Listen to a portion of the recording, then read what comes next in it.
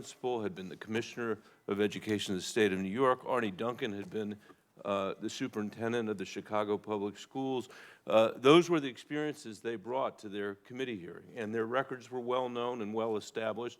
There is no way in the period of time we have here that we're going to be able to elicit that level of background. So I would ask that some consideration be given to our having additional questions, and that the tax returns be made available to the committee. I want to thank Mrs. DeVos for your willingness to serve and for being here, for your passion about education for your family as well. I agree with you, and the committee members know this, that our public school system is not working for too many of our kids, particularly those living in poverty. I think that's utterly unacceptable, and the fact that we don't pay attention to it, the fact that we treat America's children like they're someone else's children, I think is something that this generation is going to have to pay for in the future. Every kid in this country should have access to a great public school. I support parents' choices among high-quality public schools and charter schools, and I think plays a critical role in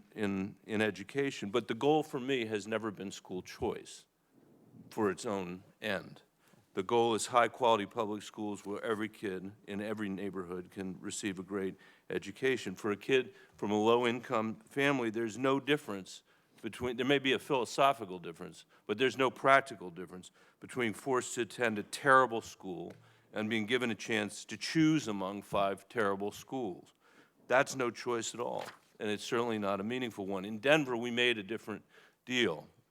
A deal that said we're going to create a public choice system, we're going to authorize charters, we're going to create innovation schools and strengthen traditional schools. But without exception, we demanded quality and implemented strong accountability. And as far as I can tell, Detroit and Michigan, to a degree, has followed exactly the opposite path.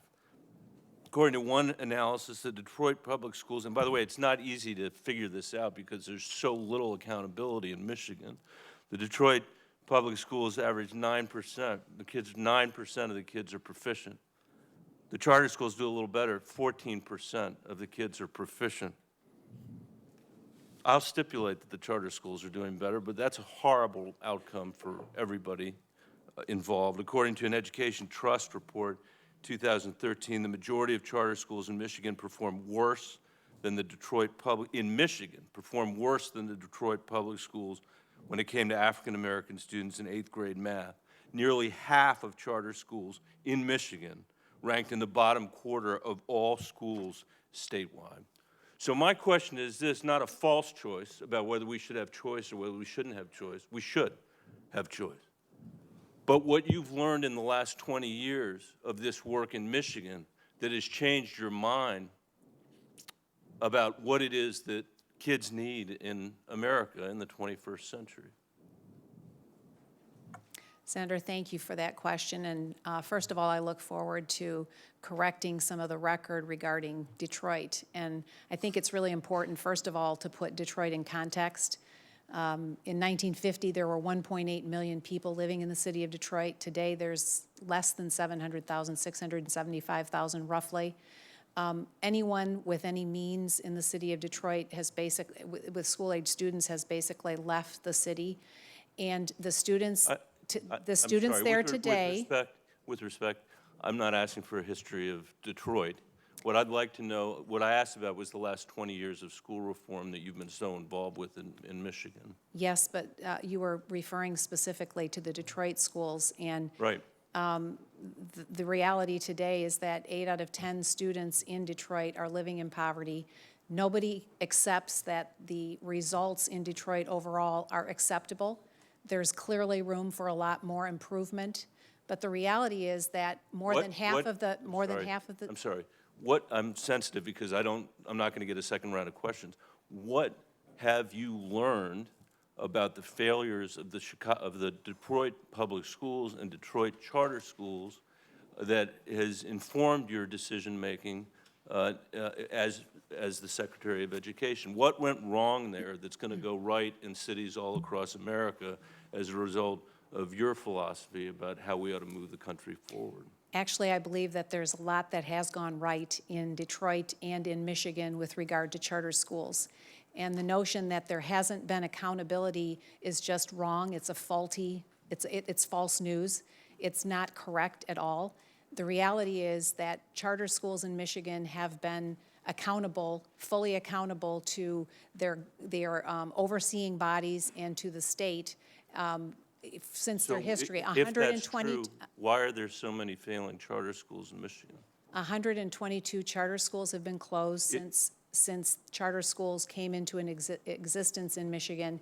And the reality today is that students attending charter schools in the city of Detroit are getting 3 months on average more learning than their counterparts in the traditional public schools. The recent legislation that was passed now actually brings all schools in Detroit under accountability, including the traditional schools. Heretofore, there's never been a traditional public school that's been closed due to poor performance. And so finally, for the people of Detroit, there is accountability across the board. And I'm pleased and Mr. thankful Chairman, that that's the case. I'm out of time, and I apologize. I'd like to say this, Mrs. DeVos, thank you for your willingness to do this, and I'd like to invite you to Denver, to the Denver Public Schools, if you'd be willing to come to see what we're working on there. I would love to do that. Thank you, Senator Bennett. Senator Young. Thank you, Mr. Chairman. And Mrs. DeVos, I thank you so much for putting yourself forward for this position. I think you'll make a fine Secretary of Education. I'd like to bring up to your attention something we discussed in our office, and we spent quite a bit of time talking about teachers. I think you actually started talking about teachers, and it was encouraging here today that in your prepared remarks you said we're blessed beyond measure by educators who pour themselves into their students. I shared with you, I'm a father of 4 young children, age 10 and under, and I've really come to appreciate how essential it is to have prepared teachers who are empowered to do their very best work and immersed in an atmosphere that's supportive. That's my objective in part in sitting on this committee is to try and play a constructive role in that process, hopefully working with you. My wife, her family is full of teachers. In fact, a number of them are still teaching today in a low-income town in Indiana, Paoli, Indiana. I like to look to the evidence, and I'm always open to evidence from all comers. But there's a 2007 study, not all that dated, by McKinsey & Company. They examined education systems all around the world to try and figure out what works, what makes for an effective education environment. And it wasn't the amount of money spent per student. In fact, we've tried that in this country. In 1970, the cost to educate a student was roughly $57,000. Adjusting for inflation, 40 years later, it was $165,000 per student. So we know right there it's not money. But what McKinsey found, that one of the most important factor was the quality of our teachers. I feel very strongly that we need to remove barriers to quality teaching and enable and equip these teachers to do their very best work. And as someone who's studied this issue extensively, I'd just like to get your thoughts on how we might do that. Well, thank you, Senator, and I did enjoy our meeting in your office as well, talking about some of these issues. I believe, first, let me restate again that a quality teacher cannot be, the importance of a quality teacher cannot be overstated.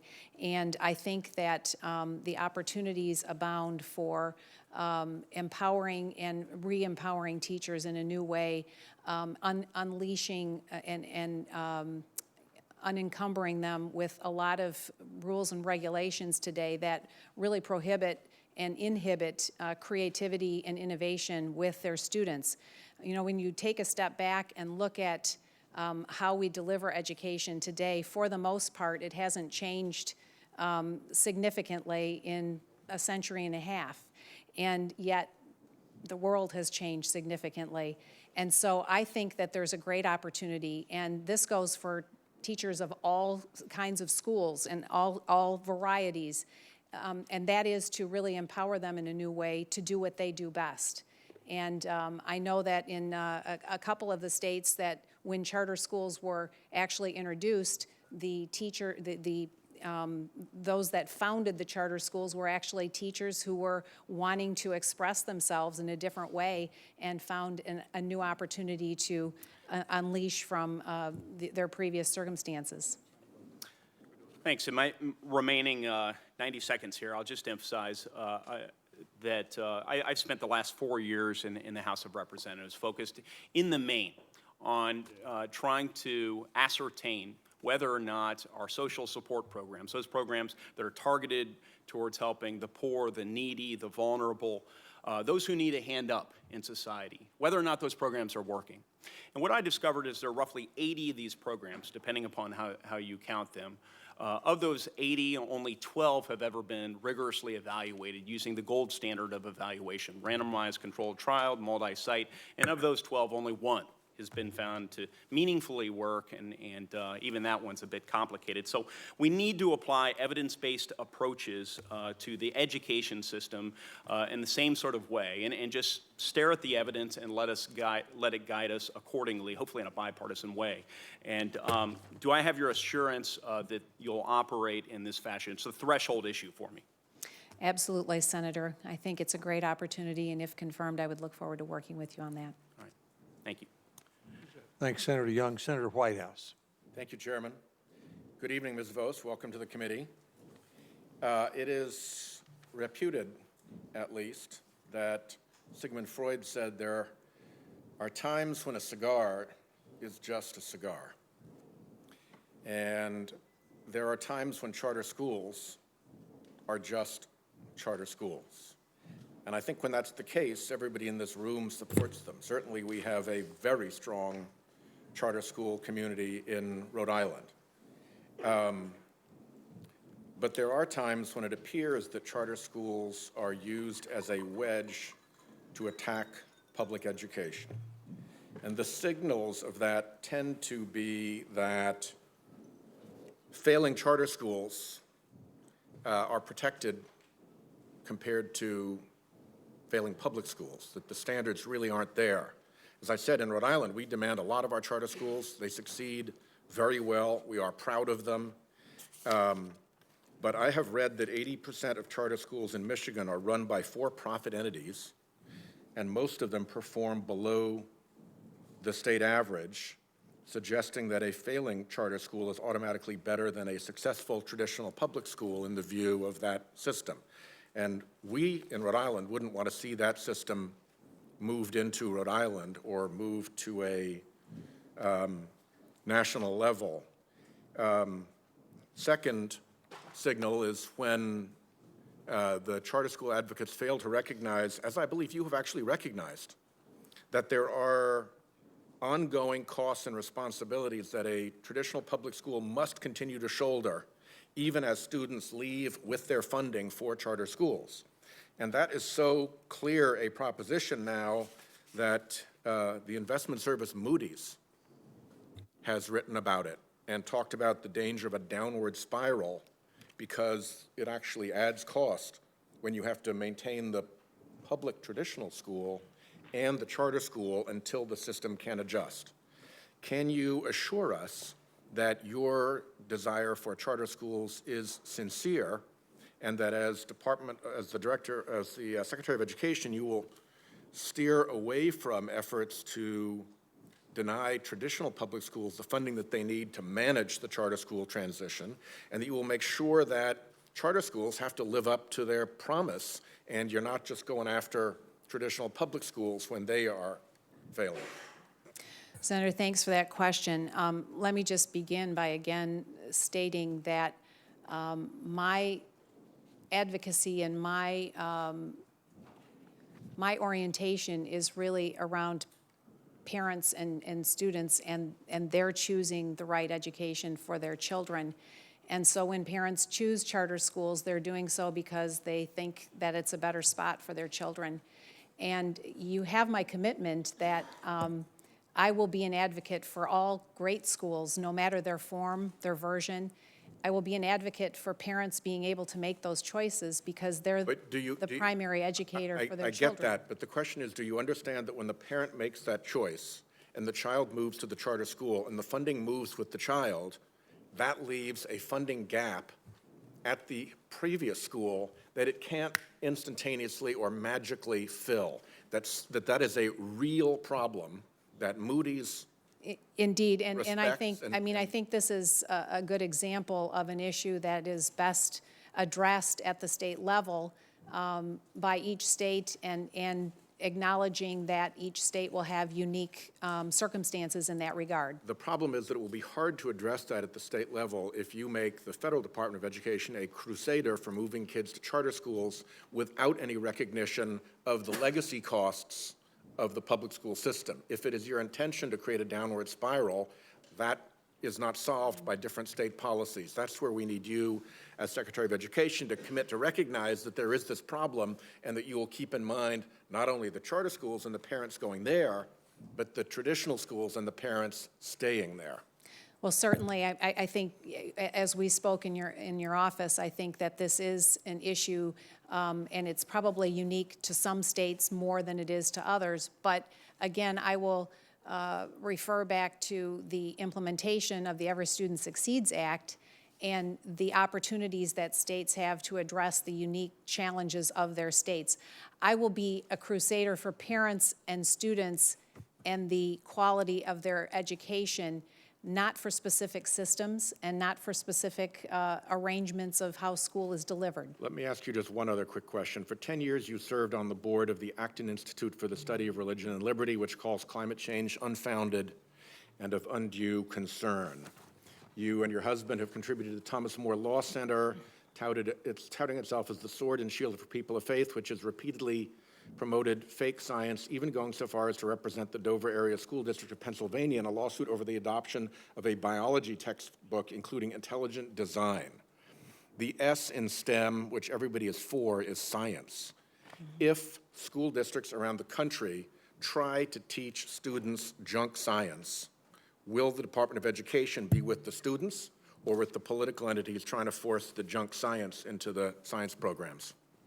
Well, Senator, I think it's pretty clear that the expectation is that science is taught in public schools, and I support the teaching of great science, and especially science that is that allows students to exercise critical thinking and to really discover and examine in new ways. And science is to be supported at all levels.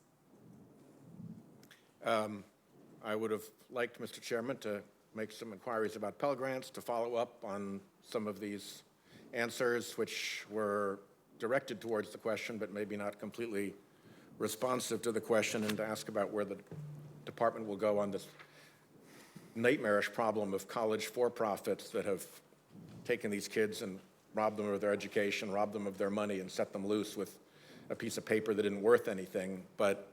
And I believe this is, as I said, I'm very fond of you, and I'm very fond of this committee, and I don't recall ever being told that I could never have a second round in a hearing as a matter of principle before. Thanks, Senator Whitehouse. I'm going to take my 5-minute round now and go back to something that Mrs. DeVos brought up and something that several senators have brought up. I want to talk about the law that the President called the Christmas miracle that this committee produced, which fixed No Child Left Behind, that was passed in December 2015. Under the current administration, the plans are, under the law we call ESSA. Senator Franken may have been the first person to suggest that, but the plan we call... No. No. No. I should have known better. Yeah, I know. The department is on a path to say to states, go ahead and, every state will have to get their new Title I plan in to get their federal money and their Title II plan, which is really a tremendous opportunity to take advantage of the innovation states have wanted and the flexibility that we have given them. The current administration is on a path to say to states, get your plans in, and we'll approve them in the spring or in the summer, and you can then implement the plans in the school year that begins next year. Will you, is it your intention to continue on that path, on that schedule? Absolutely, Senator, and if there's any confusion or question around transition, rest assured it would be a high priority, if confirmed, for me to ensure that the plan is adhered to and that the law is implemented as you all intended. My guess is in most of our states, plans are being circulated among various groups, and people will, if you are confirmed, people will be looking for a signal from you that go ahead and get your plan in spring and summer, and we'll try to approve it or consider it so that you can get on in the next year. My second question is, as you can tell, we have some considerable differences of opinion here in the committee, and we resolved them well enough to pass a bill that I think 85 of us voted for. We worked out some difficult issues. We even put what Senator Murray likes to call guardrails on the states, and what we like, and we even put some guardrails on the Secretary of Education, which my colleagues on the Democratic side may now think better of, that we did that. But would you, what is your attitude toward respecting the authority that Congress gives you and trying to implement the law according to the way it's written rather than trying to legislate from where you are? For example, you believe very strongly in giving low-income parents more choices of schools. We debated that and only got 45 votes for Senator Scott's bill and for my bill, so it's not in the law. Would you then try to write a regulation to implement that through the U.S. Department of Education, even though Congress couldn't do it? Senator, it would be my goal, if confirmed, to implement laws as you intended them. I acknowledge that it's your role to write laws and pass laws, and it would be the department's role to implement as intended, and that's my commitment. So you wouldn't be, no matter how strongly you feel about school choice, for example, you wouldn't be prepared to mandate Washington State or Tennessee to adopt a particular school choice plan? No, I would hope I could convince you all of the merit of that in maybe some future legislation, but certainly not any kind of mandate from within the department.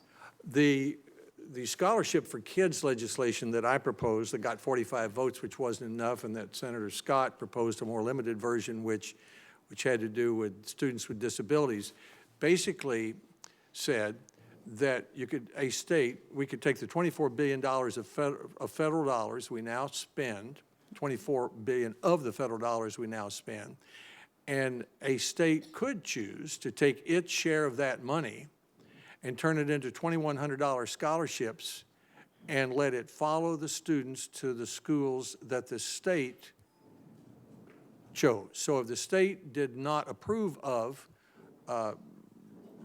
dollars going to private schools or religious schools that were accredited, it didn't have to do that. Or if a state did that, which I think 25 do, it could do that. So in that case, it would allow the states to make the decision and the parents to make the choice rather than Washington giving an order that you have to do school choice. Is that the kind of school choice proposal that you would support or not? Yes, absolutely. And we've seen a wide variety of approaches to school choice, including private school choice in the now 25 states in which programs exist. And so I think it would really be dependent on each state's political realities and culture and you know how they wanted to approach that opportunity and that option, or if they wanted to expand it, that would be another alternative as well. Thank you. Senator Baldwin. Thank you, Mr. Chairman. I want to weigh in also that I hope that we will get additional opportunity to ask questions. I would like it to be not in writing, but to give the American people a chance to hear the exchange and the responses. Mr. Chairman, I also associate myself with the concerns raised by our ranking member regarding the holding of this hearing prior to receipt of the Office of Government Ethics plan for elimination of possible conflicts of interest. And Mrs. DeVos, you had the chance to answer questions already about your and your family's indirect investments in education-related for-profit companies, including social finance and Performant, which I understand to be a collection agency that specializes in student debt collection. So I won't repeat those there, but let me get to that ethics agreement that will be forthcoming.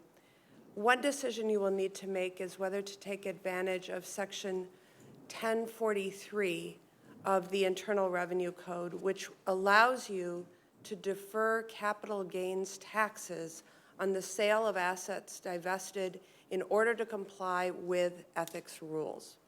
This provision can allow wealthy individuals to save hundreds of millions of dollars. It's why, when I became aware of this, that I joined Senators Whitehouse and Warren on this committee, as well as our colleague Senator Feinstein, in introducing a bill to close this loophole, or at least limit it, the amount of capital gains that could be deferred to $1 million. Because we don't have your financial information yet from the Office of Government Ethics, my question to you is, are you planning on taking advantage of this tax loophole? Senator, thank you for that question. Let me just restate again that I look forward to the ethics agreement finalization with the Office of Government Ethics, and am committed to ensuring that I have no conflicts and will go forward with no conflicts. With respect to your specific question, I do not intend to take advantage of that loophole. I've already made that conclusion, that decision. And in fact, it probably would be useful to note here that, again, if confirmed, I will only take a salary of $1 so I can be official, but I don't intend to take a salary either. I also listened carefully to your opening statement and your exchange with Senator Franken related to your sizable donations to a number of anti-LGBT organizations that have been associated with advocacy for the discredited practice of conversion therapy. I was heartened by your response, I will say. But I would note that these same organizations, anti-LGBT organizations, also have been hostile to non-discrimination protections, issues like adoption, marriage equality. Given the alarm that parents have expressed to me about these donations to anti-LGBT organizations, I guess I want to ask, I mean, I assume that there are LGBT students and their parents watching tonight. What would you say to them to assure them that you're going to use your position as secretary to support LGBT students or students with LGBT parents? Thank you, Senator. Let me just restate again that I embrace equality, and I firmly believe in the intrinsic value of each individual, and that every student should have the assurance of a safe and discrimination-free place to become educated. And I want to restate those principles, those values for me. Let me just comment to the contributions that you've referred to again and suggest that you may be confusing some other family members in some of those contributions, and also looking at contributions from 18 or 20 years ago. So I just want to again refer to what I just said about my approach. If I had, as a mom, I just can't imagine having a child that would feel discriminated against for any reason, and I would want my child in a safe environment. I note that I have run out of time, and Mr. Chairman, I have many more questions that I would like to propound. I will say Mrs. DeVos, if you think that there is, and we've been fairly general given our restricted time, about the issue of charitable contributions, if you will, or contributions to these anti-LGBT advocacy organizations, if you feel like there has been a family member who has contributed and you're being identified and that the public record is incorrect, please in writing follow up. But I have certainly seen information quite to the contrary. Thank you, Senator Baldwin. Senator Roberts. Well, thank you, Mr. Chairman. Thank you for holding the hearing, and I thank the ranking member as well. Mrs. DeVos, thank you for being responsive, articulate, informed, and in my view, specific. I suppose, Mr. Chairman, all members could submit any specific questions they have for the record, and we could have a time period on that, and then if they had any concern, they could always speak on the Senate floor. Thank you for coming by my office, and we had a nice visit. I let you know that way back, I had the opportunity to teach also while trying to put out a newspaper on the west side of Phoenix, not Kansas, but Phoenix. But at any rate, I know you fully understand a one-size-fits-all education system just does not work. You just said that in your testimony. And I told you that I held a roundtable discussion in Kansas at Washburn University in Topeka with 12 college presidents. We got all of them except a few, and 12 business stakeholders, very important to those universities, to discuss higher education and workforce development, given the fact that we are going to attempt to pass a higher education bill. In particular, I heard from the higher education leaders about the impact of federal programs, obviously, policies, obviously, but more especially regulations on Kansas institutions of higher education. During our meeting last month in my office, I shared with you an information chart. I need a bigger chart. It's like the guy who said he needed a bigger boat with a shark coming after him. Maybe that's not a proper allegory, but at any rate, these are 34 topics or areas of federal regulation. Some of them very, very, very important. But the collective judgment was that they were so intrusive, so expensive, so time-consuming that they had to get an Office of Compliance just to look at the federal regulations, and then they assigned bad news bears to go tell all the various departments that make up the Johnson County Community College, which, by the way, has the highest enrollment of any college or university in Kansas, more than the Jayhawks, more than the Wildcats, and more than the Shockers. And these 34 areas of federal regulation, so costly and impactful to the school, basically indicate that we need to work together to eliminate many of these burdensome regulations that hinder the institutions of higher education's main goal to educate our students effectively and efficiently. So, as you know, I think everybody, and I think I would have agreement on the other side of the dais as well, regulations are one of the key areas this committee will focus on as we work on reauthorization of the Higher Education Act. Will you be a partner in addressing many of these time-consuming regulations? Senator, thanks for that question, and thanks for the meeting in your office. I appreciate seeing the chart again. As I'm a visual learner, I really appreciate that one in particular. But yes, I can commit to you that if confirmed, I will look forward to working with you and this committee on that act and on the regulations that you've referred to, and wanting to help free our institutions of higher learning to the greatest extent possible to do what they do best. Now, being an ombudsman for Kansas education, along with my fellow senator, it's tough when you try to go directly to the person who is in charge of that department, namely you. And I tried that before, sitting down across from President Obama and complaining about regulation to learn of his executive order to make sure every department ascribed to a cost-benefit yardstick, if you will. That didn't happen. The person in charge that was supposed to get back to me was his top gun, his right arm, Dennis. Dennis was in charge of war and peace and other things. I'm going to recommend that maybe ought to do it regionally. Obviously, we've had people from rural areas, urban areas. It's going to be terribly important that we get to somebody that can actually see the problem, report back to you or to somebody else in your department. You can't do all this. I don't know anybody that can.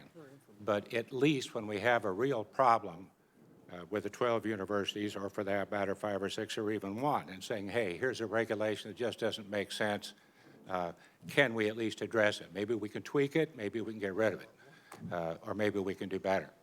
So I hope that you can work out some kind of SWAT team, if you will, with regards to overregulation, because that really was the #1 issue that I heard. Thank you. Thank you, Senator. I think that sounds like a great idea. Thank you, Senator Roberts. Senator Murphy. Thank you, Mr. Chairman. If Senator Alexander decided to allow us more than a meager 5 minutes of questions, Mr. DeVos, do you have anywhere to be tonight? Would you be able to stick around and answer those questions? I am going to defer to the chairman on this. Okay, I assume you probably don't have other obligations.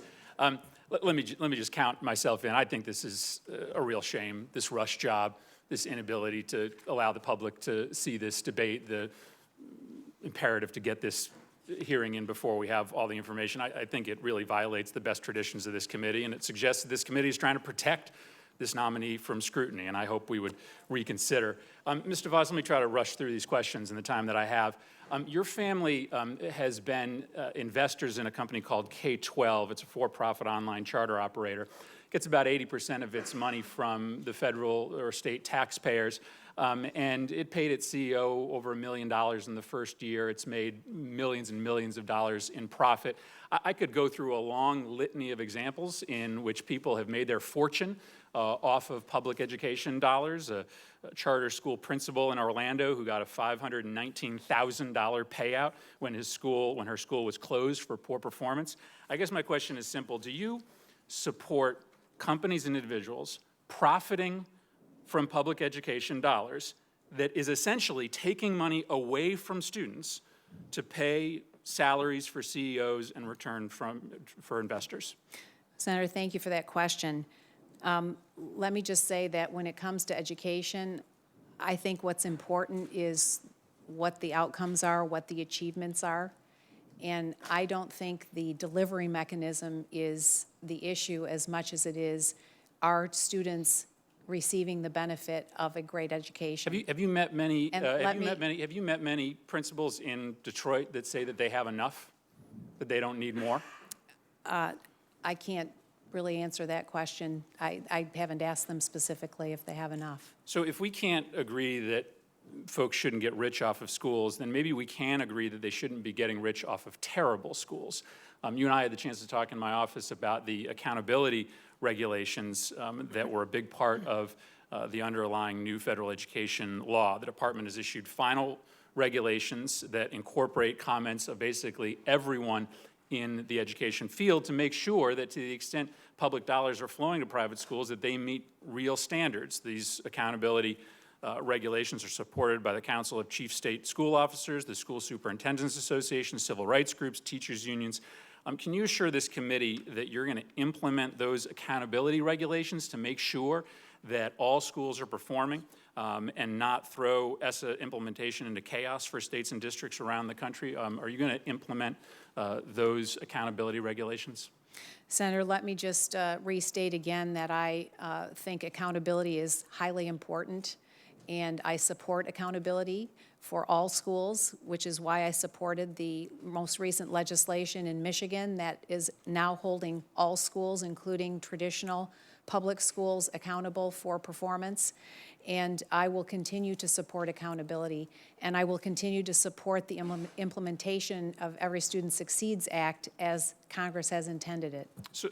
But let me ask you again, are you going to support the implementation of the existing regulations, again, supported by a wide cross-section of the educational community, that requires schools to come up with their own accountability standards, state and local based, that will require that all schools meet some basic performance standards? I'm asking you a specific question about this existing regulation and whether you're going to support it or whether you're going to use your position to undermine it or to change it. Well, as would be tradition with a change of administrations, I will look forward to reviewing that. And again, I will restate my orientation to pro-accountability and pro-responsibility to parents and taxpayers. I think that's going to raise a lot of questions for administrators and school superintendents who are now trying to implement that regulation. One final question. Do you think that guns have any place in or around schools? I think that's best left to locales and states to decide. If the underlying question is... You can't say definitively today that guns shouldn't be in schools? Well, I will refer back to Senator Enzi and the school that he was talking about in Wapiti, Wyoming. I think probably there, I would imagine that there's probably a gun in the school to protect from potential grizzlies. If President Trump moves forward with his plan to ban gun-free school zones, will you support that proposal? I will support what the president-elect does, but Senator, if the question is around gun violence and the results of that, please know that my heart bleeds and is broken for those families that have lost any individual due to gun violence. I look forward to working with you, but I also look forward to you coming to Connecticut and talking about the role of guns in schools. Thank you, Senator Murphy. Senator Scott. Thank you, Mr. Chairman, and thank you, Mrs. DeVos, for taking the time to be here and your willingness to serve. And a couple of questions I have as it relates to kids who are consistently attending schools that are underperforming. If you look at the outcomes of their lives of the children, which I think is a very important and should be a central part of this conversation that we're having, is how is the education system that our kids are involved in preparing them for the future that we hope we all get to live, a future that includes achieving the American dream. But when we look at the underperforming schools, and specifically schools in the rural areas as well as in the inner cities, many schools are still underperforming. Kids that come from those underperforming schools consistently have significantly higher rates of incarceration. They have significantly higher rates of unemployment. The importance of education can't be emphasized enough for the quality of the life that the child will experience, the responsibilities that the government will bear because of that poor education system. So what we can do to make sure that there's access to quality education in every zip code should be of paramount importance for this nation, for this committee, as well as the entire Senate. I'd love to hear your thoughts on that before I get into the Perkins CTE programs. Senator, I thank you for that question and for the thought and your observations and experience behind it. And I couldn't agree more that we have continued to do a disservice to so many young people in our country by continuing to force them to attend schools that are simply not working for them or not working for many. And the fact that 1.4 million students drop out of school every year, that's one every 42 seconds. It's a human tragedy. When you think about the lost human potential, and as you've mentioned, essentially a pipeline to prison for so many of those students. That's why I continue to be an advocate for allowing parents and empowering parents with the opportunity to make the right choices for their children.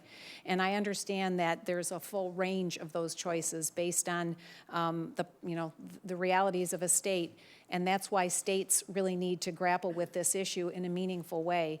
And if confirmed, I hope to be able to talk with governors and legislators about opportunities and options that they have to address the needs of the students to whom you've referred.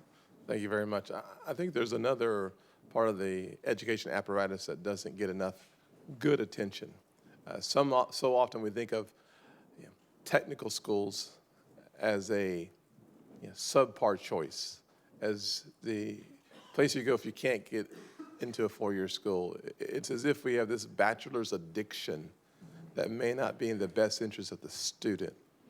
I hope that you are committed to taking a serious look at encouraging and providing great support for our high-quality technical schools. I know in South Carolina, the importance of our technical schools can't be overemphasized. When we think about the high-tech manufacturing hub, it really, for us in South Carolina, starts in our technical schools. They create the hub, in all honesty. The sectors that we benefit from in the transportation sector, from the Boeing 9,000 jobs in Little Charleston, South Carolina, to the BMWs, to the Mercedes, the Michelins, the Bridgestones. Our technical schools are the reason why we're succeeding on the high-tech manufacturing jobs. One of the things I've noted is that we probably need to have a robust conversation about making sure that there's flexibility in the coursework at some of the technical schools, because there is almost 6 million openings in this country. 75% do not require a college degree, which means that if we can align what's available in a marketplace with the training in the technical schools, we might solve a major part of our unemployment.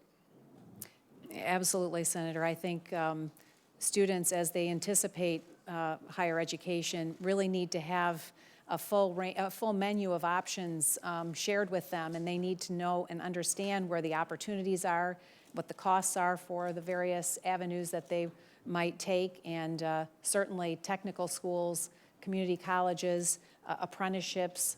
There's really a wide variety of alternative pathways to a really great future if students are really made aware of them. I know I'm about out of time, Mr. Chairman, but just to finish, there are, you may be familiar with the 529 plans that provide, I think you can put about $50,000 into an account for college education. I think 529 plans could be a wonderful apparatus to be able to pay for or subsidize some of the cost, even K through 12. I would love for us to have a longer conversation on that. Would look forward to that, Senator. Thank you. Thank you, ma'am. Thank you, Mr. Chairman. Thank you, Senator Scott. Senator Warren. Thank you, Mr. Chairman. As the only other party to the so-called precedent of we don't have a second round, I asked my staff to actually pull the record from the hearing we had with King. And you said, when you called on me, I think we have time for a second round. Senator Warren, you can be the first in the second round. Just turns out I was the only one who stayed and had questions. So That's why we had time. I understood that precedent meant that anybody who had questions for a second round could stay and ask them. And while we're doing precedents, I also understand that the precedent was that President Obama's nominees that came before this committee had all filled out their ethics forms, and that those were available before we had a hearing so that we would have a chance to ask questions about them in public. So I'm a little confused about what precedent means here. Ms. DeVos, many of my Democratic colleagues have pointed out your lack of experience in K-12 public schools, but I'd like to ask you about your qualifications for leading the nation on higher education. The Department of Education is in charge of making sure that the $150 billion that we invest in students each year gets into the right hands, and that students have the support they need to be able to pay back their student loans. The Secretary of Education is essentially responsible for managing a $1 trillion student loan bank and distributing $30 billion in Pell Grants to students each year. The financial futures of an entire generation of young people depend on your department getting that right. Now, Mrs. DeVos, do you have any direct experience in running a bank? Senator, I do not. Have you ever managed or overseen a $1 trillion loan program? I have not. How about a $1 billion loan program? I have not. Okay, so no experience in managing a program like this. How about participating in one? I think it's important for the person who is in charge of our financial aid programs to understand what it's like for students and their families who are struggling to pay for college.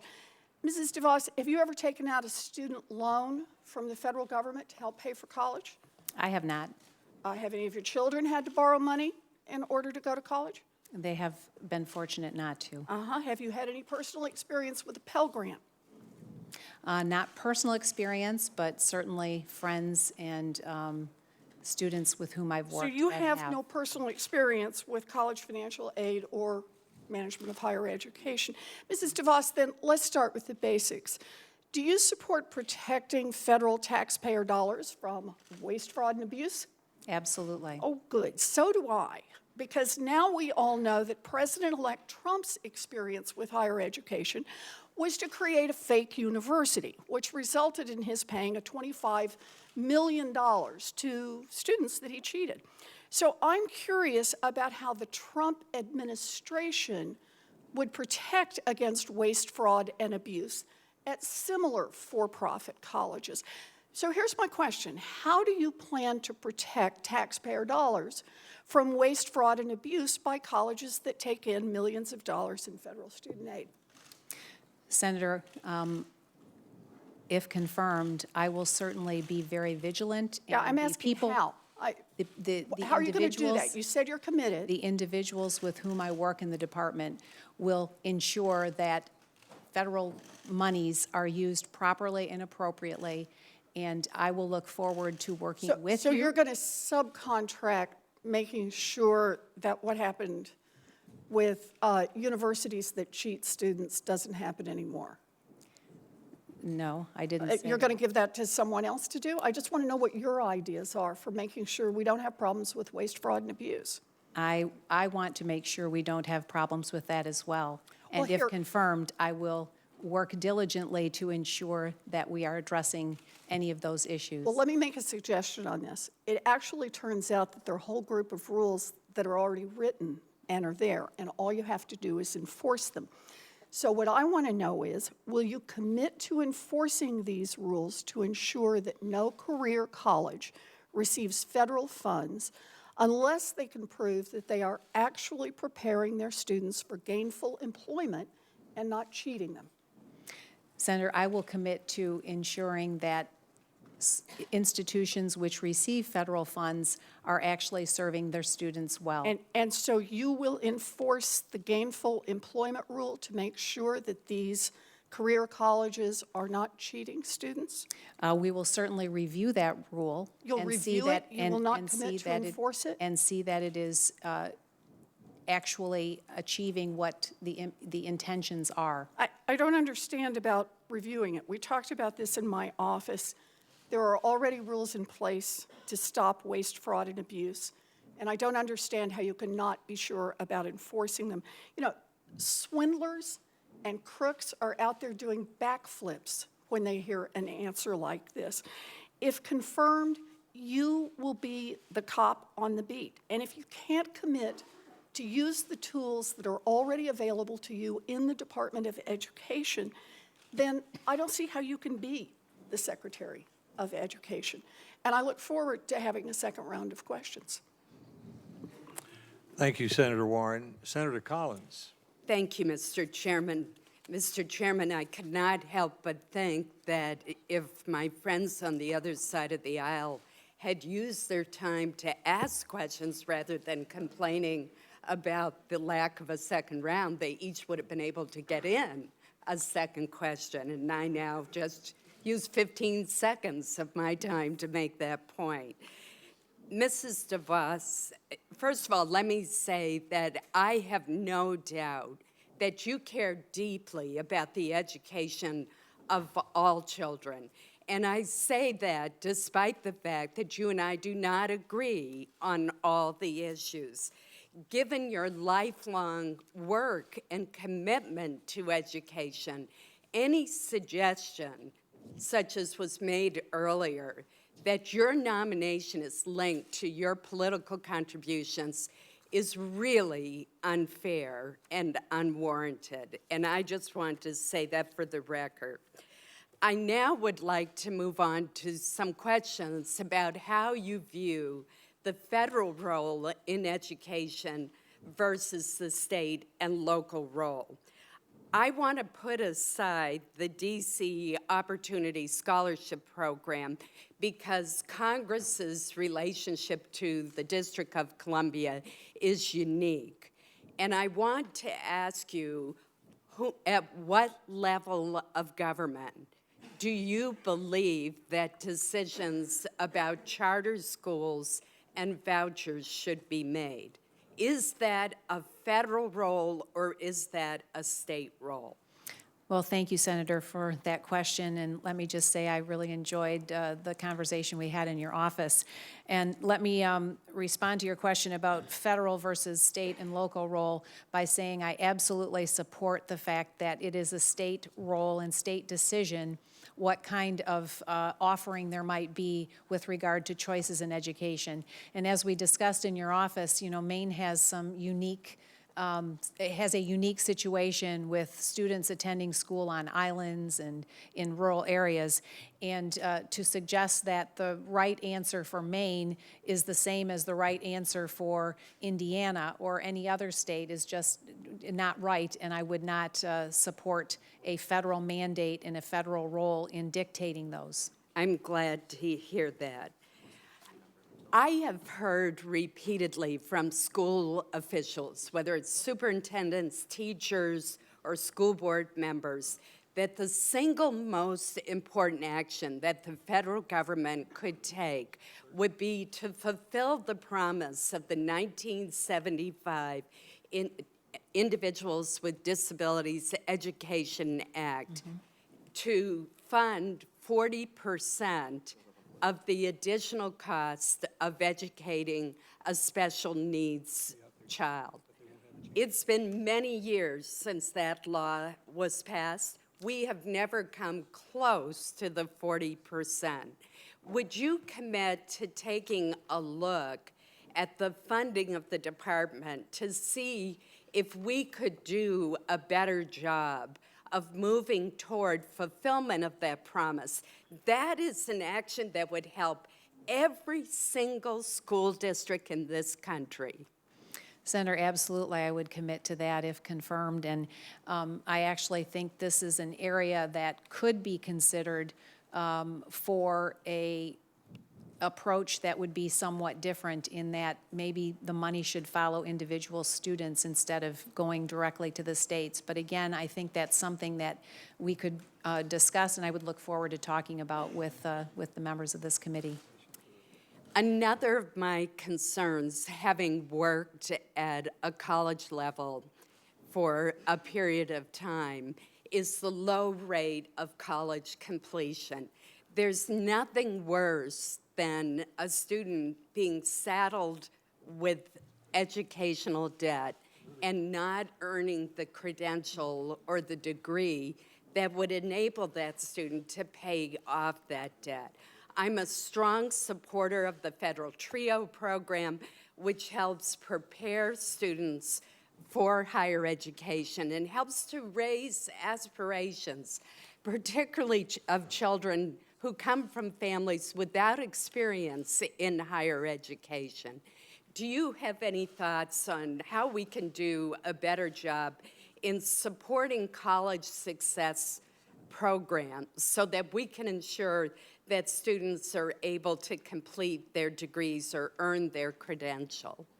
Senator, thank you. I do think that we can do a better job with preparing students, informing them before they enter college. And I know the TRIO program helps to mentor and prepare students that might not otherwise have an opportunity. And I think that's a very important and valid one to look at for perhaps, is there another and more effective way to advance that or to replicate that or use that in a new way to help increase the participation of students that may not otherwise pursue higher education and complete it. Thank you. Thank you, Senator Collins. Senator Hassan. Thank you, Mr. Chair and Ranking Member Murray. I certainly look forward to working on this committee with all of you, and I appreciate the opportunity to participate. And Mrs. DeVos, it's nice to see you again. Thank you for being here today and your family as well. And I think all of us here share a commitment to public education and understand the essential nature to our democracy.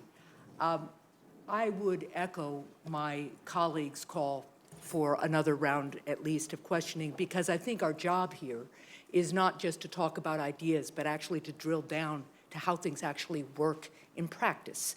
And so I want to talk about one of those situations that we began to touch on in my office when we met. And it echoes a little bit of what Senator Collins was just talking about in terms of full commitment to our students with disabilities, and what Senator Cassidy was talking about in terms of access to quality education for children with dyslexia. My son, Ben, experiences very severe physical disabilities. He has cerebral palsy. He can't speak. He can't use his fingers for a keyboard. He doesn't walk. But he's smart and the best kid on earth, I do say so myself. He got a quality public education at our local school. He's a graduate of Exeter Area High School in Exeter, New Hampshire. And the reason he got there was because countless advocates and champions before the Hassan family worked so hard to make sure that he had the right to that education. And I am concerned that when students who experience disabilities receive a publicly funded voucher to attend a private school, they often don't receive adequate resources, and in some cases have to sign over their legal rights under the Individuals with Disabilities Education Act.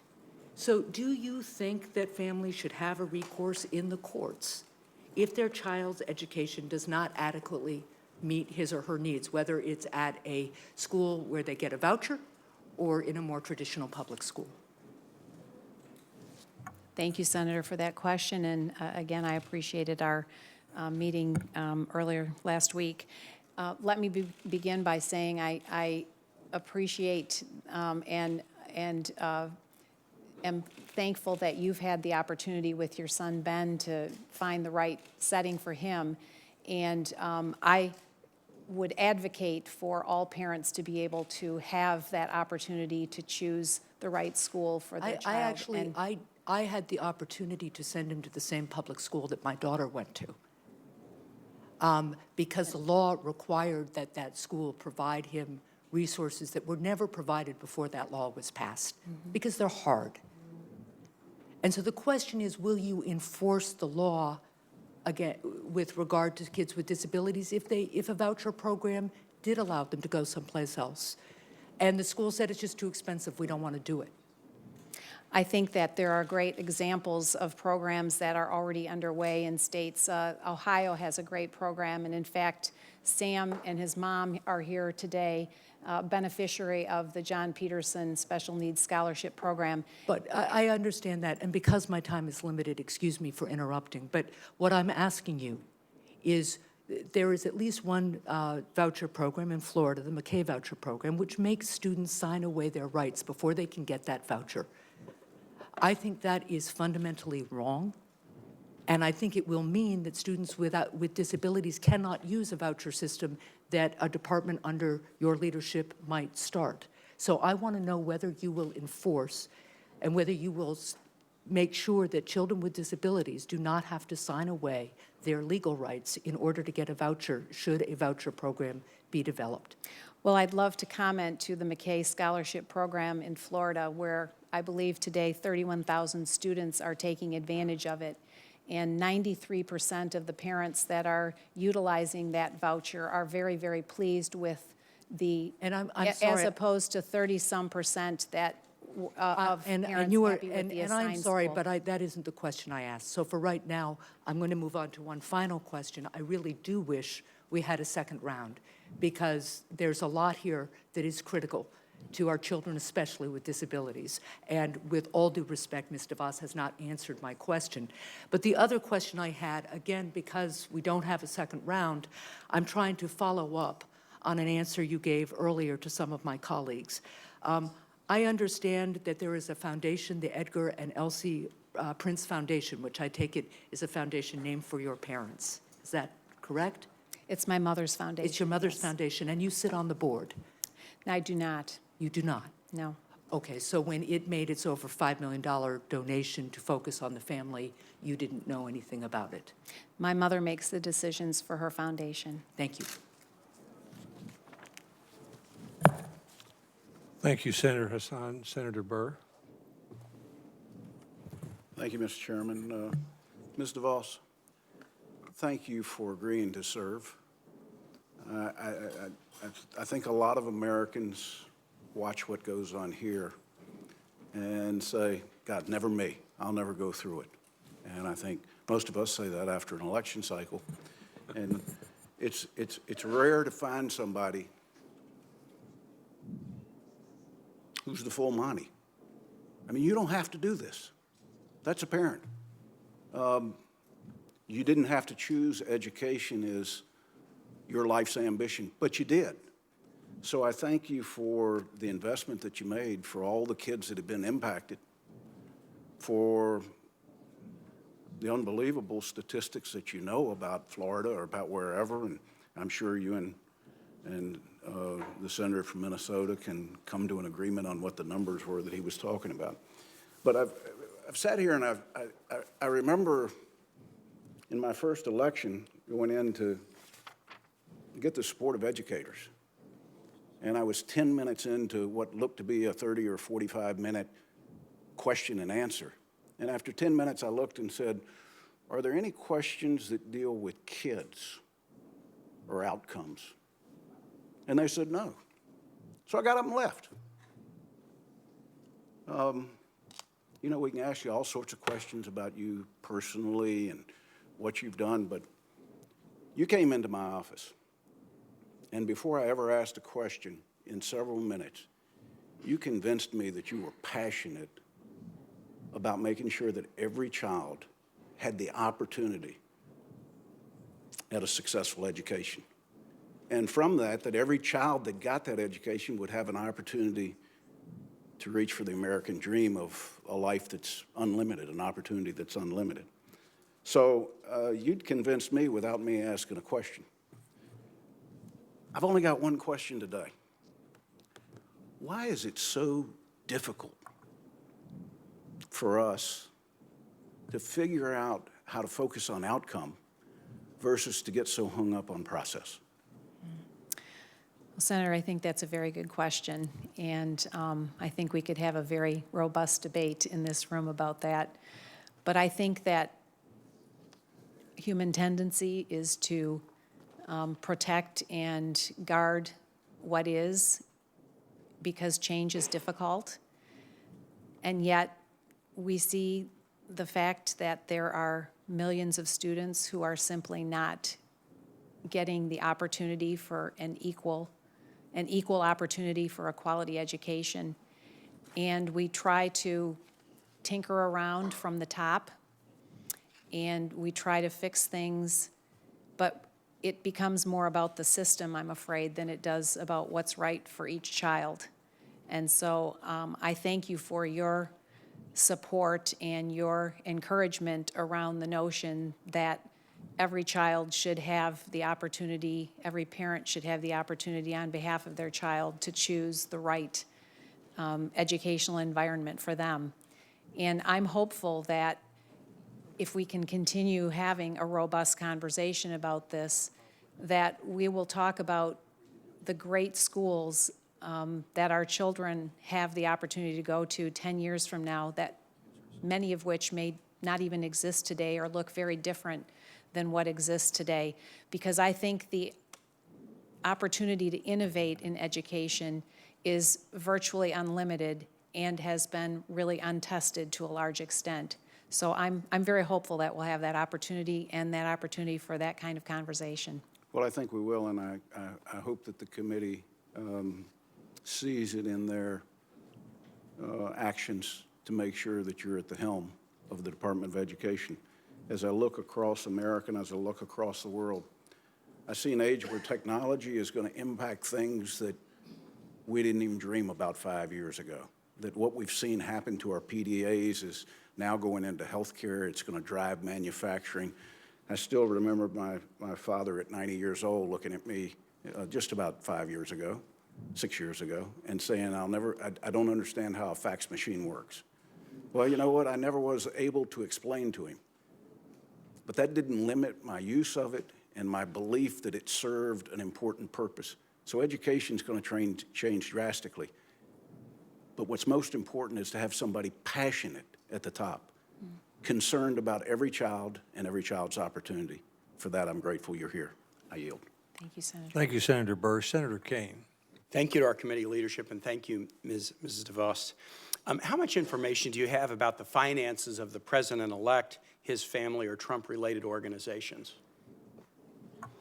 I don't have any of that information, Senator. So I take it that you won't have any way of knowing, when asked by the president to take official action in your capacity as secretary, how those actions might affect his personal financial situation. I'm not sure I could comment on that. And this isn't theoretical. He owns a university. I think it's relevant to assessing the wisdom of an education policy proposal to know how that proposal might affect the president's personal finances. Do you disagree with me? Well, I think the president-elect has taken steps to ensure. Can I ask, do you disagree with me? Is it? Can you state your question again? I think it's relevant to assessing the wisdom of an education policy proposal to know how the proposal might affect the president's personal finances. Do you disagree with me? I don't disagree with you. Okay, thank you. The nation deserves a Secretary of Education who's a champion of kids, parents, state and local control, and outcomes. And I also think the nation deserves a secretary who's a champion of public education. In a 2015 speech on education, you were pretty blunt, quote, "Government really sucks." And you called the public school system a, quote, "dead end." In order to clarify, you never attended a public school, K-12 school, did you? Correct. And your children did not either, correct? That's correct. And you've never taught at a K-12 public school, correct? I've not, but I've mentored in one. Okay. I worry about the effect of a leader who believes government sucks on the morale of the workforce. Teachers and others do better when their morale is high. Would you agree with me? Absolutely, and I support great teachers. And the attitude of a leader of an organization matters a lot to the morale of the workforce. Would you agree with me on that? Absolutely, and just with reference to the quote that you made. I would like to introduce that for the record. I don't have other questions about it, and I have a very limited amount of time. I want to move on to another quote. You and your husband spoke at a conference a number of years ago, and your husband said, this was not attributed to you, but you were together at the conference, if what I read is correct. The church has been displaced by the public school as the center for activity, the center of what goes on in the community. Thomas Jefferson didn't view public education as contrary to or competitive with church or religion. Do you? I do not. Do you think that schools that receive K-12 schools that receive government funding should meet the same accountability standards, outcome standards? All schools that receive public funding should be accountable, yes. Should meet the same accountability standards? Yes, although you have different accountability standards between traditional public schools and charter schools. But I'm really interested in this. Okay, Should everybody be on a level playing field? So public charter, or private K-12 schools, if they receive taxpayer funding, they should meet the same accountability standards. Yes, they should be very transparent with the information, and parents should have that information first and foremost. And if confirmed, will you insist upon that equal accountability in any K-12 school or educational program that receives federal funding, whether public charter, or private? I support accountability. equal accountability for all schools that receive federal funding? I support accountability. Okay, is that a yes or a no? I support accountability. Do you not want to answer my question? I support accountability. Okay, let me ask you this. I think all schools that receive taxpayer funding should be equally accountable. Do you agree with me or not? Well, they don't. They're not today. But I think they should. Do you agree with me or not? Well, no, because. You don't agree with me. Let me move to my next question. Should all K-12 schools receiving governmental funding be required to meet the requirements of the Individuals with Disabilities Education Act? I think they already are. Okay, but I'm asking you a should question, whether they are or not. We'll get into that later. Should all schools that receive If schools. taxpayer funding be required to meet the requirements of the Individuals with Disabilities in Education? I think that is a matter that's best left to the states. So some states might be good to kids with disabilities and other states might not be so good, and then what, people could just move around the country if they don't like how their kids are being treated? I think that's an issue that's best left to the states. What about the federal requirement? It's a federal law, the Individuals with Disabilities Education Act. Let's limit it to federal funding. If schools receive federal funding, should they be required to follow federal law, whether they're public charter, or private? As the senator referred to. Just yes or no? I've only got one more question. The Florida program, there's many parents that are very happy with the program there. Let me state this. I think all schools that receive federal funding, public charter, or private, should be required to meet the conditions of the Individuals with Disabilities in Education Act. Do you agree with me or not? I think that is certainly worth discussion, and I would look forward So to you cannot discussing yet it agree with further. me. And finally, should all K-12 schools receiving governmental funding be required to report the same information regarding instances of harassment, discipline, or bullying if they receive federal funding? I think that federal funding certainly comes with strings attached. I think all such schools should be required to report equally information about discipline, harassment, or bullying. Do you agree with me or not? I would look forward to reviewing that provision. If it was a court, I would say to the court, let the judge instruct the witness to answer the question. It's not a court, you're not under oath, or you're not under a subpoena, but you're trying to win my vote. Thanks, Mr. Chair. Thanks, Senator Kaine. Senator Murkowski. Thank you, Mr. Chairman. Mrs. DeVos, thank you for coming to my office. I had an opportunity to walk you through the map of Alaska, hopefully educate you to some of the challenges that we face as a state in delivering education in what is not a rural state, but what has been described as a frontier state in many, many ways. 82% of the communities in the state of Alaska are not attached by road. They are truly islanded in every sense of the word. I had an opportunity on Saturday to meet with about 400 teachers from around the state, and I will tell you, they are concerned about your nomination. They're concerned because they would love to have the choice that we're talking about.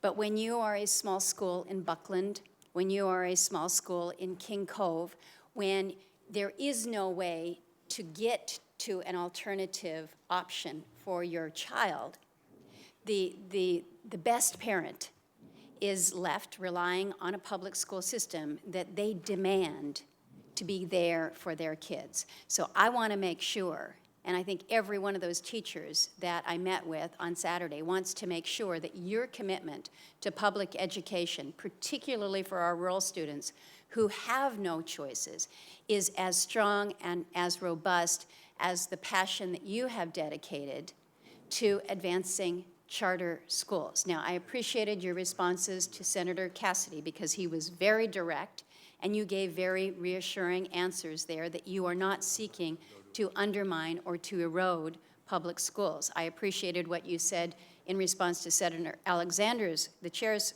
questions about whether you would work to move towards a voucher type of a system if, in fact, we in the Congress said, no, that is not the direction. I tried to assure the teachers that I was talking to that there are not sufficient votes to what I called voucherize the system. I appreciated the inquiry that Senator Kaine has been making, though, about the level of accountability. And this was something that was brought up in the Q&A section there in Anchorage, was that a concern that there would not be an effort to match that accountability to those schools that received federal funding, either through a voucher program, a federal match through education saving account dollars, but that in addition to performance standards, that there would be true accountability with adhering to federal laws for civil rights as well as students with disabilities. So I will ask for continuation of that discussion. You have, I think, provided some very responsive comments that I think will help our teachers in Alaska, where again, their options and their choices are very limited. But how can you provide assurance to these teachers, these families, these students, for whom alternatives and options are severely limited, not because we don't want them, but our geography really isolates us? Well, thank you, Senator, for that question, and I really appreciated our conversation and a review of the map, because it does remind us how these unique challenges that Alaska has. And I would just say that I can assure you that if confirmed, that I will support Alaska in its approach to educating its youngsters, and that I have to say, I think that the creativity and innovation that Alaska has employed through the traditional public system is one that other states could probably take note of and learn some lessons from, and would hope that they would continue to feel that freedom and that drive to continue to educate and innovate. When we are quite proud of some of the innovation that we have made, we have a great deal of choice within our urban centers. For my colleagues' education and edification, Anchorage hosts 6 of the most ethnically diverse schools in the United States of America. And we're sitting in Anchorage, Alaska. So I have that level of diversity, but then I have rural villages where I may have no more than 60 kids in a school.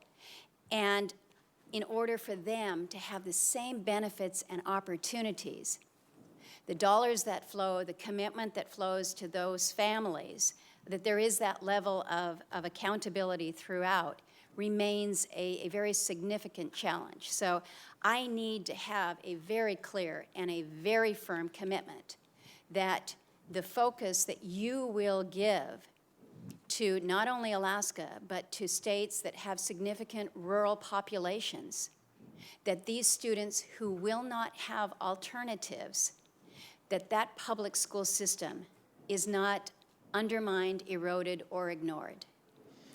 Absolutely, Senator. You have my commitment. And in fact, as I said, I think that there's so much that Alaska can share with others in terms of how to address challenges of a very widespread student population. Thank you, Mr. Chair. I'll now turn to Senator Murray. Mr. Chairman, I just have to start by saying, and I hope this doesn't count against my time on questions, but it's not a question. For question's sake, I have questions that I know all of our committees want to follow up, including on the response I just heard on IDA, sexual assault, and Pell Grants, and a number of other questions. Let me just say I'm really disappointed that you have preemptively cut off our members from asking questions. It really is unprecedented. And you and I have worked together, and I appreciate that. But I hope you change your mind. I don't know what you're trying to protect Ms. DeVos from. She should get robust scrutiny. She's going to oversee the education of all of our kids and what's happening in higher education and much more. And to be very clear, this is not what we have done in this committee. For Michael Levitt, President Bush's second Secretary of Health and Human Services, 5 members participated in a second round. For Andrew von Eschenbach, President Bush's 3rd FDA Commissioner, 3 members participated in a second round. Hilda Solis, President Obama's first Secretary of Labor, 3 members participated in a second round. The hearing was actually over 4 hours. Tom Daschle, President Obama's nominee to be Secretary of Health and Human Services, 4 members participated in a second round. Alexis Herman, President Clinton's second Secretary of Labor, 3.5-hour hearing, 10 minutes of questioning. Rod Page, as I mentioned, Secretary of Education, President Bush's nominee, 10 questions. So I hope we're not just cherry picking Secretary Duncan and King. who had a long, broad history behind them when they came to this. And I really would like to enter these transcripts that I have showing the actual precedent of this committee into the record. I think it's important for all of us to remember that. And given the lack of paperwork from the OGE and the numerous outstanding questions that I know my members have, they're still sitting here. It's 8:15 at night. They wouldn't be sitting here if they didn't have additional questions. I'd like to call at least for a second hearing for this nominee. Well, you want me to respond to that now? I would like And then to. will you have additional I questions do have yourself? additional questions, yes. Well, let me respond in this way.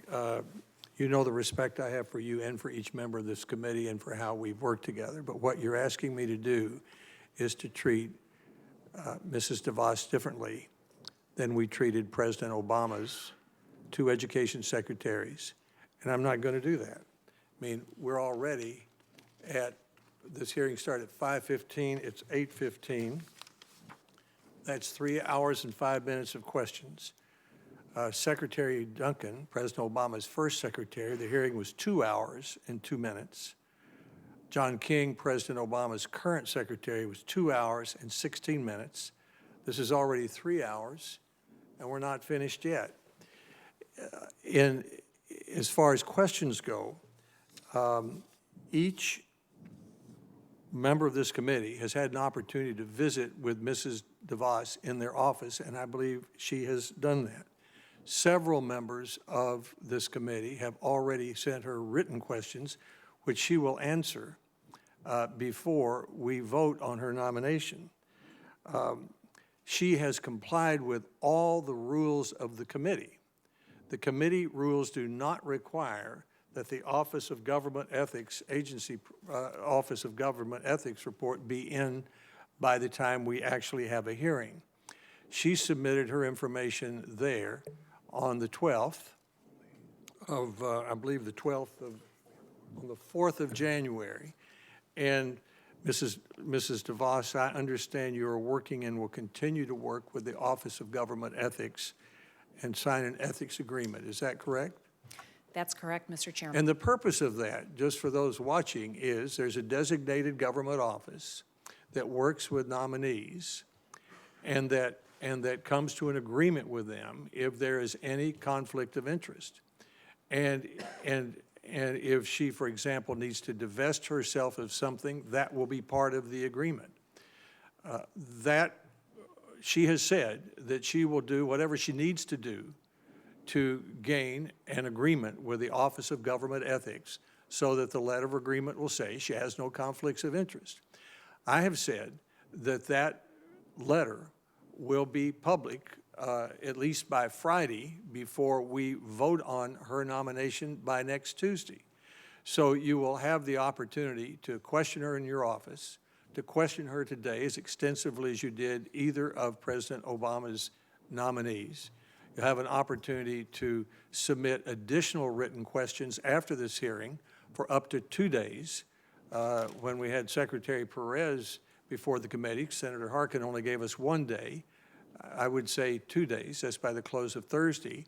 And then you will have 3 or 4 days after the Office of Government Ethics letter of agreement saying she has no conflicts of interest is public to decide how to vote. That seems to me to be entirely reasonable. I've already agreed to move the hearing 1 week at the request of the Democratic and Republican leadership so they could consider other nominations. And finally, on the tax returns issue, it is not a requirement of this committee that nominees provide us with their tax returns. They provide us with their financial information, just as senators do provide publicly their financial information. It is not a law that she provide her tax returns. So she's doing everything that the rules of the committee say she should do, and I'm treating her in terms of questions in the same way that we treated President Obama's 2 education secretaries.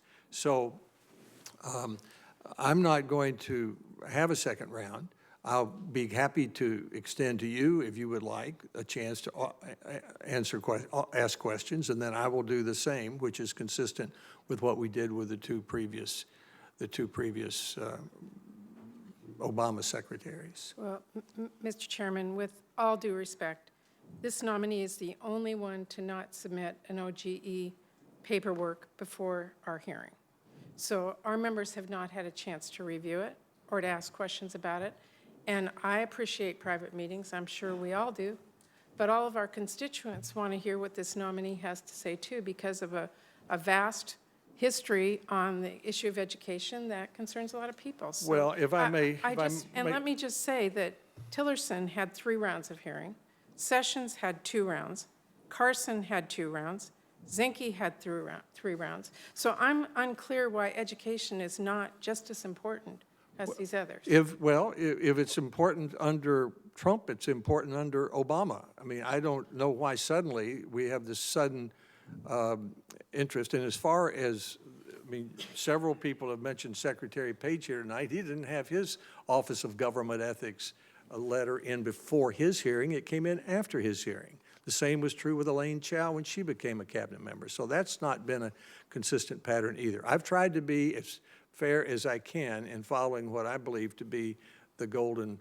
rule, and we've gone for more than 3 hours in an extensive hearing, which is simply part of a discussion as you evaluate how you're going to vote when it comes up before the committee. Well, Mr. Chairman, Yes, Senator I think the Casey. request is reasonable. We're only asking for 5 minutes per member on a set of issues that are this important at the beginning of a new administration, which is a change in party. A lot of new policies coming forward. And as Senator Murray said, we did have time in our office. I think most of us probably had a half an hour, but our constituents weren't there for a half an hour. So asking for another 5 minutes, I don't think is in any way unreasonable. Well, Senator Casey, I have enormous respect for you, but the Obama administration was also a change in administration, and I didn't hear any great cry for a second round of questions But there. Mr. Chairman, This is a 3-hour hearing, 3 hours and 10 minutes now, in addition to all the other information that's there, and I don't think it's fair to expect that we'll treat a Republican president's education nominee differently than we created a Democratic president's education nominee. Senator Bennett? Mr. Chairman, I think you're one of the fairest people in this town. Oh, thank you for and, saying and no, you've earned that. You really are. But to me, the fact that Republican members of the Senate did not want to ask a second round of questions for the Obama nominees to the Senate, the idea that that should be a precedent for the Democrats, 8 of whom are here tonight, to ask questions, even follow-ups to questions that we've heard tonight, I think is really unfair and uncharacteristic. And I hope that if we can't have this hearing, that we will have, or we can't have the questions here, that we'll have another hearing. If we can't have another hearing, that we have an assurance that every single question asked by every single member of this panel and submitted in writing is answered before this vote can go forward on the floor, that the paperwork is submitted before we can go forward on the floor. I don't think that's a satisfactory result, but if we can't ask the questions today, I hope you and the majority leader will consider that. I've already said that members will have an opportunity to ask questions in writing, which they already have. Many of you have already done that, to ask additional questions in writing if you have them in by 5 p.m. on Thursday. And I also said that's one more day than Senator Harkin gave us when Perez was a labor secretary. I said that's fair. I said second, that we'll schedule an executive session on next Tuesday when we'll be glad to discuss the tax return issue, whether we want to apply tax returns to future nominees who come before this committee. And we'll vote on Ms. DeVos, but only if the letter agreement with the Office of Government Ethics is complete by this Friday and made available to all members of the committee, so you have 3 or 4 days to see how that might affect your vote. Mr. Chairman, very short question. Senator Franken. Are we assured that before this vote on Tuesday that we will have the answers to these questions? Because what I've heard is that we can submit the questions, but here, at least the nominee has to answer them. Are you assuring us that before the vote on Tuesday, our questions will have been answered? Well, and, you know, the number of questions needs to be reasonable and the answers need to be reasonable, and that's in the eye of the beholder sometime. The number of questions, the most number of questions that was ever asked a nominee before this committee, I'm told, was 191 to Secretary Perez. I won't say there's a certain number that is reasonable, and then I'm confident that Mrs. DeVos will make every effort to give a reasonable and as complete an answer to the question as she can.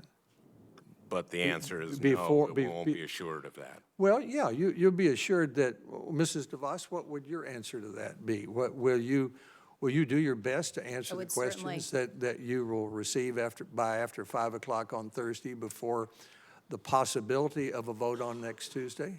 Would certainly endeavor to have all of the questions responded to. Senator Baldwin.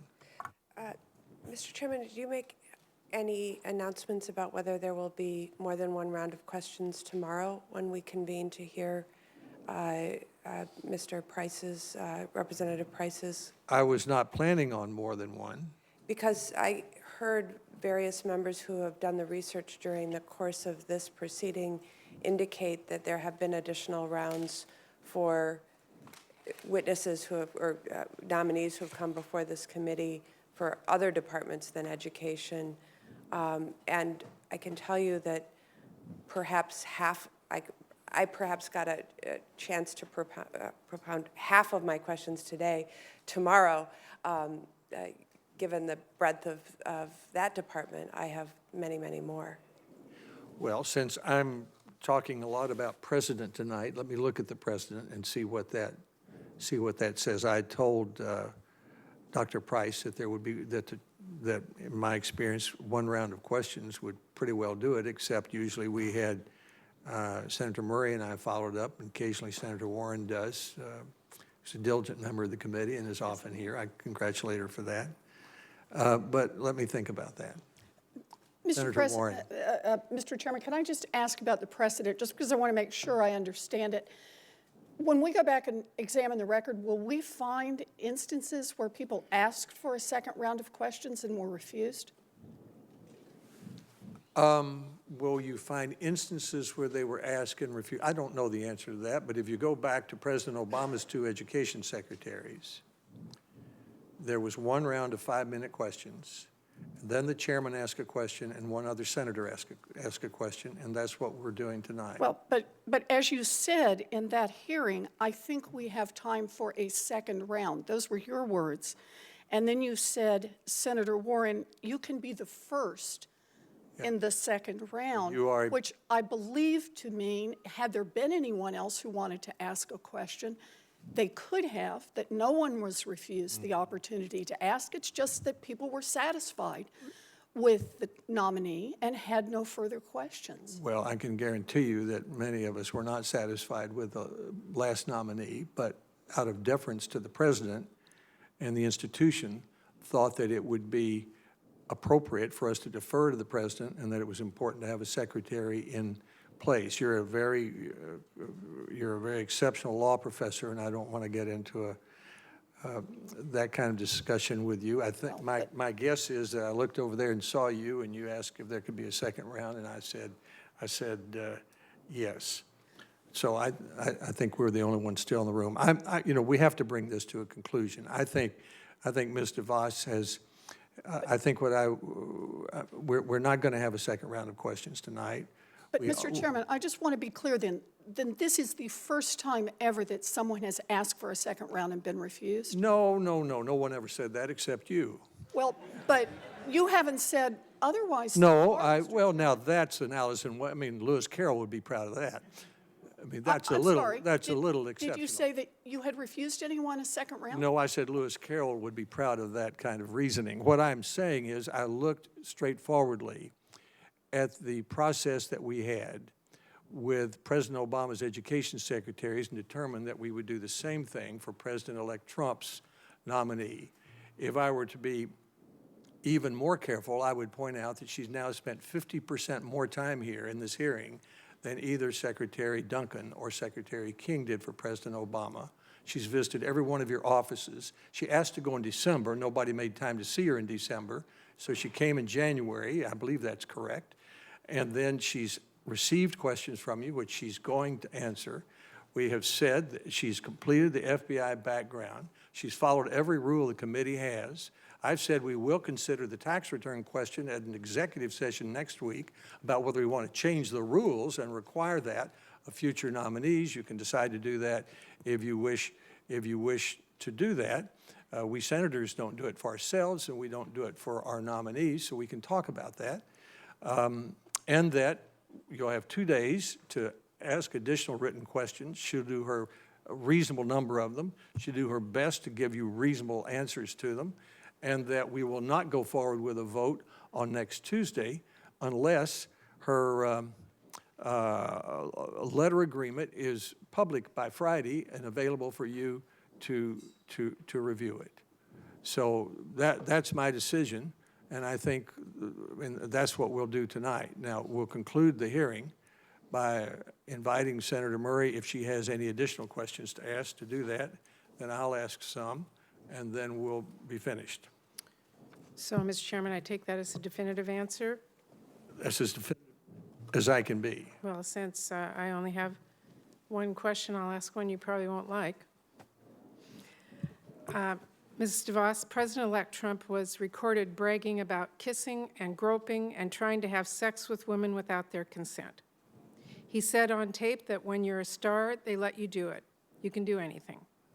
I was, and I remain, very outraged by those comments. And that outrage grew following the release of that recording as a series of women came forward to publicly accuse President-elect Trump of exactly the type of behavior he bragged about on that tape. I take accusations of this type of behavior very seriously.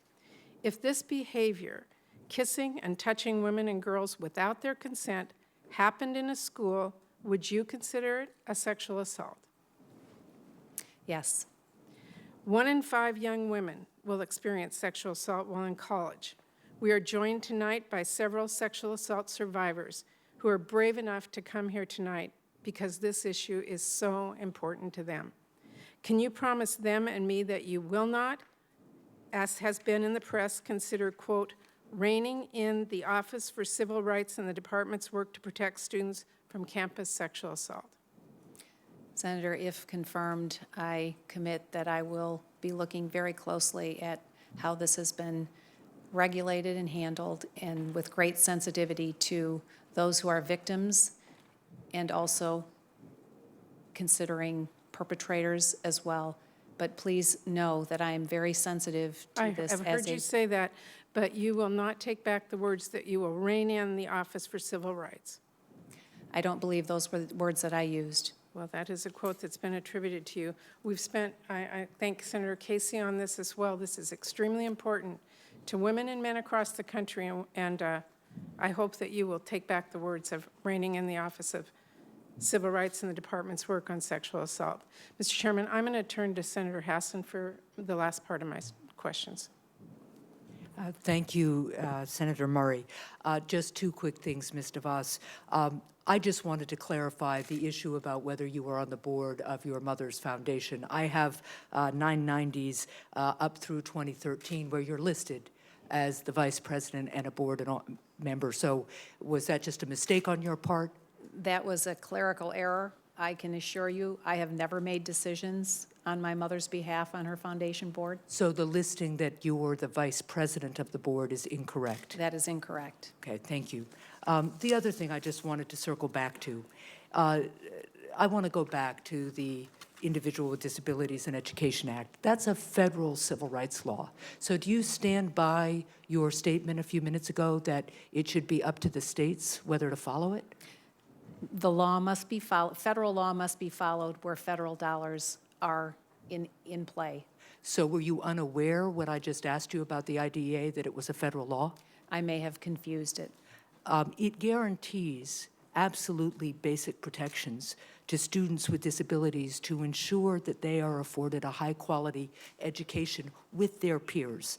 One of the reasons that it is difficult to have this hearing and feel that we fully understand your perspective is because we do know that children with disabilities in at least some of the voucher programs that you have supported have gone with a voucher to a school, because of their disability, had to leave the school keeps the money.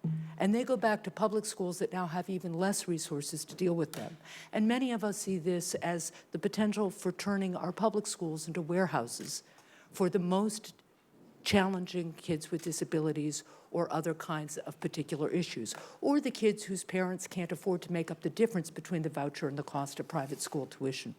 So I just would urge you to become familiar, should you be nominated, with the Individual with Disabilities in Education Act. And I do have to say, I'm concerned that you seem so unfamiliar with it and that you seem to support voucher schools that have not honored, have made students sign away their rights to make sure that the law is enforced. That's very troubling to me.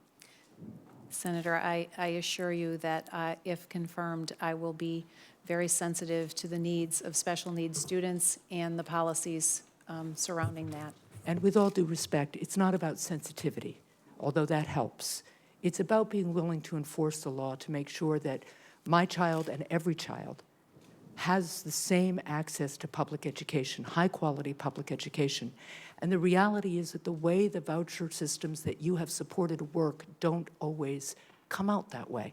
And that's why it's something we need to continue to explore. Thank you. Certainly. Thank you, Senator Hassan, Senator Murray. Thank you, Ms. DeVos, for being here. I appreciate your being here for 3 hours and 15 minutes and giving us a chance to ask you questions. You've set a record in terms of the last 3 education secretaries in any event. I'm going to put in the record with consent a letter from the Log Cabin Republicans who wrote to me as chairman of the committee about a suggestion that you might be anti-gay. According to Gregory T. Angelo, president, he said, far from being an anti-gay fire breather, Mrs. DeVos actually has a history of working with and supporting gay individuals. When her senior advisor, Greg McNeely, was accosted by a Michigan state senator who threatened to make his sexual orientation a matter of public record because of his opposition to a constitutional amendment banning marriage equality, Mrs. DeVos put an end to the bullying and harassment. Furthermore, in 2013, Mrs. DeVos called for the resignation of then Republican National Committeeman Dave Ajima for posting erroneous and vitriolic anti-gay statements online. Mrs. DeVos should be commended for proving that differences of opinion related to marriage equality do not equate to anti-gay animus. Log Cabin Republicans stand in support of her nomination for Secretary of Education and encourages her swift confirmation. If senators wish to ask additional questions of our nominee, those are due by the close of business on Thursday, January the 19th. For all other matters, the hearing record will remain open for 10 days. Members may submit additional information for the record within that time. The next hearing of our committee will be tomorrow morning at 10 o'clock on the nomination of Tom Price for the United States Secretary of Health and Human Services. Thank you for being here today. Mr. Chairman, I also have a letter I'd just like to have put in the record as well from the Massachusetts Charter Public School Association, raising questions about accountability. They're strong supporters of charter schools, but they are very concerned about Ms. DeVos's record with accountability for charter schools in Michigan. Thank you, Senator Warren. It will be included in the record. The committee will stand adjourned. Mr. Chairman. Senator Bennett. Well, let me unadjourn the committee for a moment. Were you trying to get my attention? I had a suggestion that I hope might resolve the problem earlier, which is, my understanding is that under Rule 26 of the Standing Rules of the Senate, 3 of us have the right to ask you to call minority witnesses before the committee to whom we could address questions. And maybe that's a way through this. So I'd make that request, assuming that... Well, that request has been made earlier, and I've denied it. We've not done that. In my experience, that would mean our tradition is to invite the nominee, ask the nominee questions, which we've done. They go through the process, which I've described at length. So I appreciate your request, but I'm not going to agree to it. The committee's adjourned.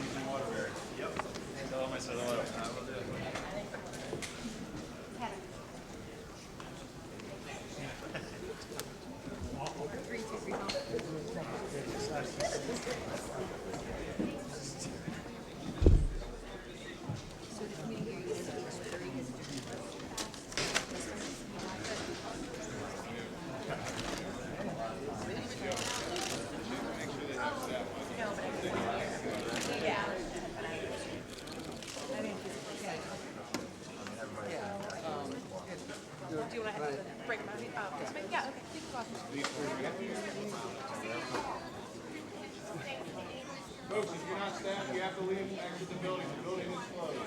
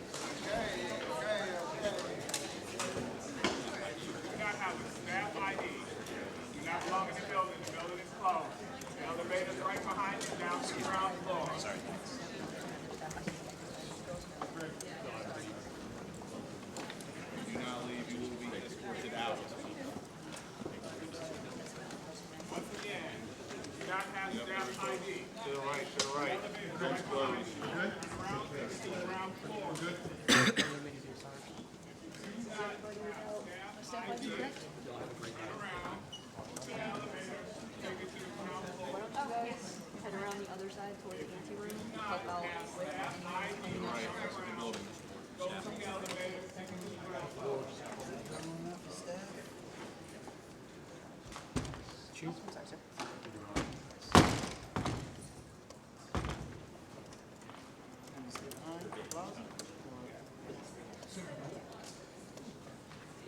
we'll need to escort her out when she's done.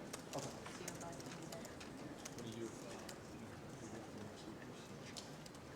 Or you just find out what's going on. Yeah.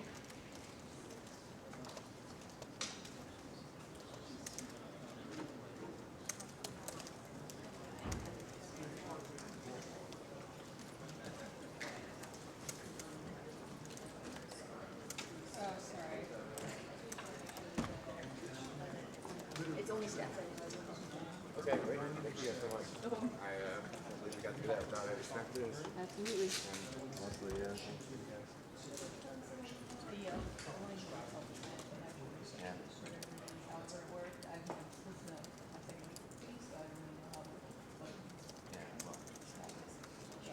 That assisted as well.